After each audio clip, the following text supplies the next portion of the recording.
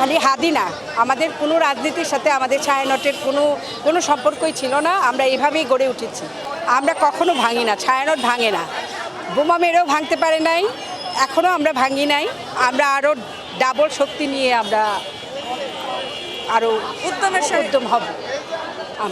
আমরা ভাঙি নেই। হ্যাঁ, ক্ষণিকের জন্য একটু থেমে গেছে, ক্লাস থেমে গেছে, কিন্তু আমরা ভাঙিনি। আমরা মনের থেকে এখনো দৃঢ় প্রতিজ্ঞ। না, সেটার জন্যই তো আমরা আশ্চর্য। কোনো সম্পর্কই নেই, ছিল না, আর ভবিষ্যতে হবেও না। খালি হাদি না, আমাদের কোনো রাজনীতির সাথে আমাদের ছায়ানটের কোনো সম্পর্কই ছিল না। আমরা এভাবেই গড়ে উঠেছি। আমরা কোনো সাংস্কৃতিক দলের সাথে কিন্তু আমরা কোনো রাজনীতির দলের সাথে আমরা নেই, ছিলাম না, থাকবোও না।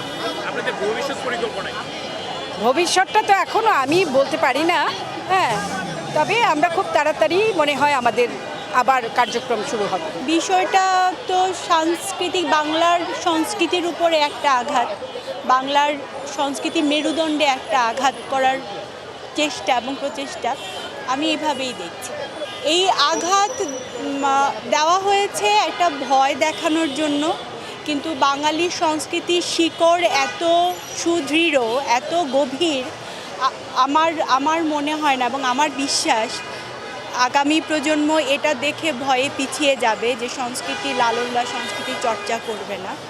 তো এটাই আমার বিশ্বাস। অবশ্যই এটা একটা সংস্কৃতি মানুষের জন্য মানসিক বিকাশের একটা অনেক বড় পথ।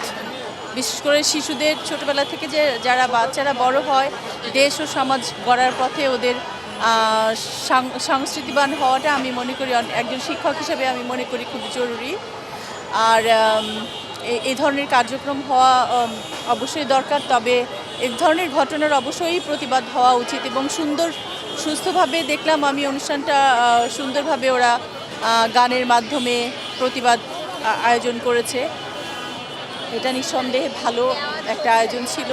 তবে এই ধরনের কাজ, এই ধরনের কাজ মানে যে ঘটনাগুলো ঘটেছে এটা সুস্থ চিন্তা ভাবনার অন্তরায়, এটা ঠিক অবশ্যই।